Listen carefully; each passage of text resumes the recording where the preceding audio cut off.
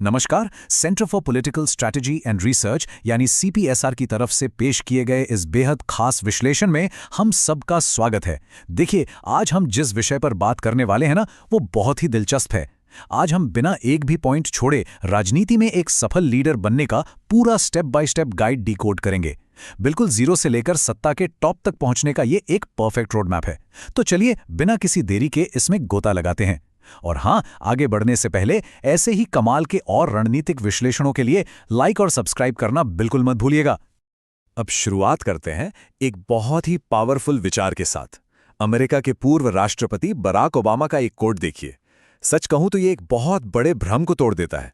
अक्सर माना जाता है कि नेता तो बस पैदा होते हैं, है ना? लेकिन नहीं, ये कोट साफ बताता है कि लीडरशिप कोई जन्मजात टैलेंट नहीं है, बल्कि ये एक ऐसी स्किल है जिसे लगातार, जी हां, लगातार सीखना पड़ता है। जब दुनिया के सबसे ताकतवर पदों पर बैठे लोग हर दिन राजनीति सीख रहे हैं, तो सोचिए एक सफल लीडर बनने के लिए लगातार सीखते रहना कितना जरूरी है। अब यहां एक बड़ा सवाल आता है, आखिर कोई राजनीति में आना ही क्यों जाता है? मतलब इसके पीछे असल वजह क्या होती है? शुरुआत में तो अक्सर समाज को बदलने या इतिहास रचने जैसी बड़ी बड़ी आदर्शवादी बातें होती हैं, लेकिन इसके पीछे एक कड़वा यथार्थ भी छिपा है, और वो है सत्ता की महत्वाकांक्षा। किसी भी महत्वाकांक्षी नेता के लिए सबसे पहला काम यही है कि वो अपने असली मकसद को बिल्कुल क्लियर रखे, क्योंकि यही क्लैरिटी आगे आने वाले उन मुश्किल रास्तों पर एक कंपास की तरह काम करती है। तो आज के सफर का हमारा एजेंडा कुछ ऐसा दिखने वाला है। हम कुल 5 चरणों से गुजरेंगे। पहला, राजनीतिक नींव रखना। दूसरा, राजनीति में प्रवेश का सही रास्ता चुनना। तीसरा, रणनीतिक गठबंधन बनाना। चौथा, पॉलिटिकल इंटेलिजेंस में महारत हासिल करना। और अंत में 5वां, एक विजयी चुनाव अभियान चलाना। ये वो पूरा फ्रेमवर्क है जो एक आम इंसान को एक मास्टर स्ट्रैटेजिस्ट में बदल सकता है। चलिए, सबसे पहले और सबसे अहम चरण की तरफ बढ़ते हैं, राजनीतिक नींव रखना, यानी तैयारी और ज्ञान। देखिए, पब्लिक की नज़रों में आने से पहले ना एक बहुत ही मजबूत बौद्धिक बेस बनाना जरूरी होता है। ये वो तैयारी है जो बंद कमरों में बिना किसी कैमरे की चमक के की जाती है। एक नेता को देश दुनिया की पूरी खबर होनी चाहिए। New York times, wall street journal या पॉलिटिको जैसे पब्लिकेशन पढ़ने से एक ग्लोबल विजन मिलता है। वहीं जो हमारे लोकल और क्षेत्रीय अखबार हैं, वो ज़मीनी हकीकत बताते हैं। और इन सब से ऊपर है सन त्सु की किताब द आर्ट ऑफ वॉर। सच मानिए, इसे पढ़ना इसलिए ज़रूरी है क्योंकि राजनीति भी तो एक तरह का युद्ध ही है, बस इसे लड़ने का तरीका थोड़ा सभ्य है। राजनीति के बारे में एक बहुत बड़ा मिथक है, और वो ये कि इसमें सिर्फ वही लोग सफल हो सकते हैं जिनके पास कोई बड़ी पारिवारिक विरासत हो या फिर बेशुमार पैसा हो। लेकिन MIT स्कूल ऑफ गवर्नमेंट जैसे संस्थान इस बात को पूरी तरह से गलत साबित करते हैं। ये बताते हैं कि पॉलिटिकल लीडरशिप और रणनीति को बाकायदा एक विषय की तरह यूनिवर्सिटी में पढ़ाया और सीखा जा सकता है। ये एक विज्ञान है जिसे सही ट्रेनिंग से कोई भी इंसान सीख सकता है। किसी भी राजनीतिक पार्टी का झंडा थामने से पहले एक बहुत ही सख्त तैयारी करनी पड़ती है। ये जो 4 पॉइंट की चेकलिस्ट है ना, ये उसी होमवर्क की बात करती है। पहला, अपने इलाके के भूगोल और डेमोग्राफी को समझना। दूसरा, चुनाव लड़ने के लिए जरूरी संसाधन जुटाना।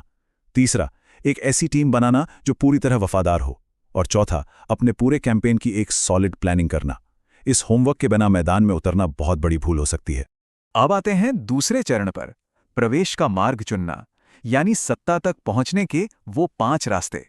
थियरी से बाहर निकलकर अगर असली दुनिया की बात करें तो राजनीति में एंट्री करने के ये 5 मेन हाईवे हैं। पारिवारिक विरासत तो खैर हम सब जानते ही हैं, लेकिन इसके अलावा JNU या इलाहाबाद यूनिवर्सिटी जैसी जगहों से निकली छात्र राजनीति भी एक जबरदस्त लॉन्च पैड होती है। जो लोग पॉलिसी और इंटेलेक्चुअल साइड से आना चाहते हैं, उनके लिए मीडिया, थिंक टैंक्स या पॉलिटिकल कंसल्टिंग एकदम सही रास्ते हैं। और हाँ, ब्यूरोक्रेसी यानी UPSC या सिविल सर्विस के जरिए आना भी राजनीति में एंट्री का एक बहुत ही असरदार और आजमाया हुआ तरीका है।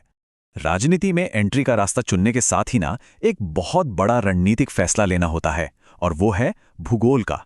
मतलब शुरुआत कहाँ से की जाए? अपनी जन्मभूमि से, जहां इंसान पैदा हुआ है, या फिर अपनी कर्मभूमि से, जहां उसने अपने काम और करियर से पहचान बनाई है। ये एक ऐसा फैसला है जो किसी भी नेता के पूरे पॉलिटिकल करियर की दिशा तय कर देता है।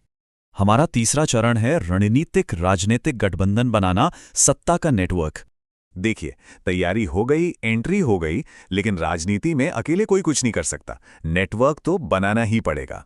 यहां काम आती है मास्टरमाइंड थियरी। ये गठबंधनों के पीछे का पूरा विज्ञान समझाती है।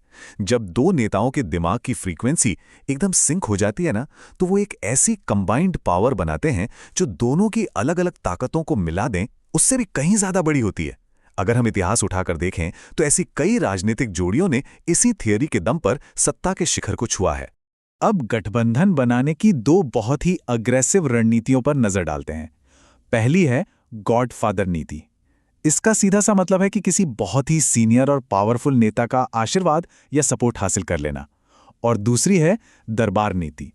इसमें क्या होता है कि आप पार्टी हाईकमांड के जो सबसे करीबी लोग हैं, उनका जो इनर सर्कल है, उनके साथ अपनी ट्यूनिंग सेट करके अपनी जगह पक्की करते हैं।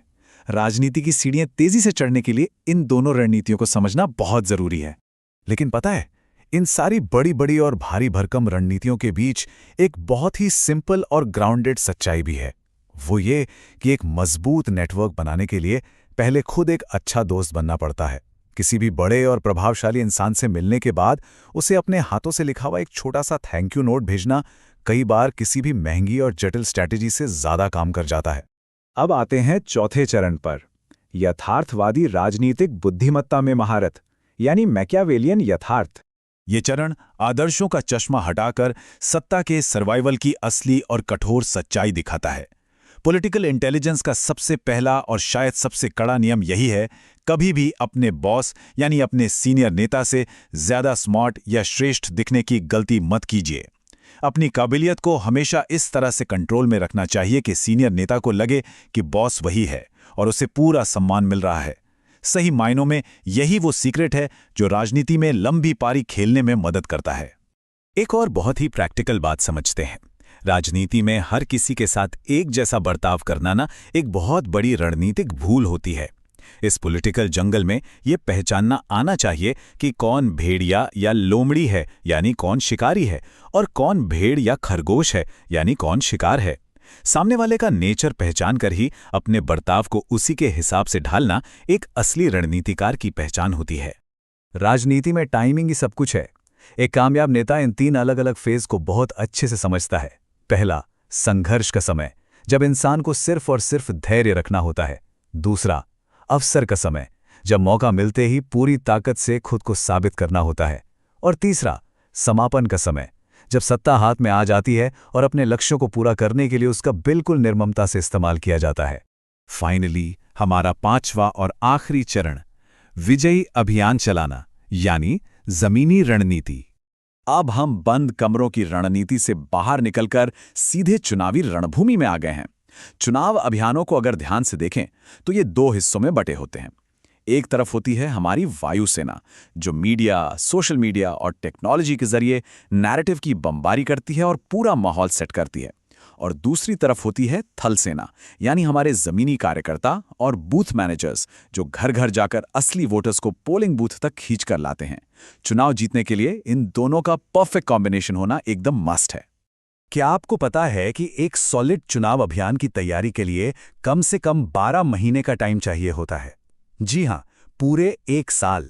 वो जो 14 दिन का ऑफिशियल चुनाव प्रचार होता है ना, वो तो बस डील को क्लोज करने और अपनी मोहर लगाने के लिए होता है। असली मेहनत और असली काम तो उससे 1 साल पहले ही शुरू हो चुका होता है। आजकल इन चुनावी वॉर रूम्स को लेकर हॉलीवुड फिल्मों जैसा जो माहौल बनाया जाता है ना, सच कहूं तो वो सिर्फ एक भ्रम है। असलियत में जिन्हें वॉर रूम कहा जाता है, वो बस अभियान के सबसे निचले लेवल के साधारण से कॉल सेंटर होते हैं, जिनका काम सिर्फ डेटा इकट्ठा करना होता है।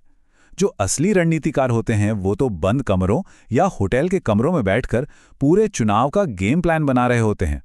अब एक बार फिर जरा मैकियावेली के उस प्रैक्टिकल नज़रिए पर लौटते हैं। एक बहुत ही कड़वा लेकिन एकदम न्यूट्रल फैक्ट ये है कि राज्य का सारा पैसा सिर्फ एक आदर्शवादी बनकर पब्लिक पर लुटा देना एक बहुत बड़ी रणनीतिक भूल हो सकती है। यथार्थवादी व्यावहारिकता हमें ये सिखाती है कि सत्ता में बने रहने के लिए कुछ संसाधनों को अपने वफादारों और अपनी कोर टीम को संतुष्ट रखने के लिए बचाकर रखना भी बहुत जरूरी है, वरना सत्ता हाथ से फिसलते देर नहीं लगती। और इसी के साथ हम अपने इस पूरे विश्लेषण के अंत में एक बहुत ही गहरे सवाल पर आकर खड़े हो गए हैं। आज सीपीएसआर के इस खास विश्लेषण में हमने देखा कि एक लीडर बनने की पूरी यात्रा आखिर होती क्या है। ये यात्रा लोकतांत्रिक आदर्शों और सत्ता की उन कठोर मैकियावेलियन सच्चाइयों के बीच एक परफेक्ट बैलेंस बनाने की मांग करती है। तो अब सोचने वाली बात यह है कि क्या आज का राजनेता महज एक जनसेवक है या फिर हर हाल में अपना वजूद बचाए रखने वाला एक बेहद चतुर रणनीतिकार? ये एक ऐसा सवाल है जो यकीनन हमें बहुत कुछ सोचने पर मजबूर कर देता है। इस पूरे विश्लेषण में हमारे साथ बने रहने के लिए बहुत बहुत धन्यवाद। उम्मीद है इस सफर से राजनीतिक रणनीति को देखने का एक बिल्कुल नया और व्यापक नजरिया मिला होगा।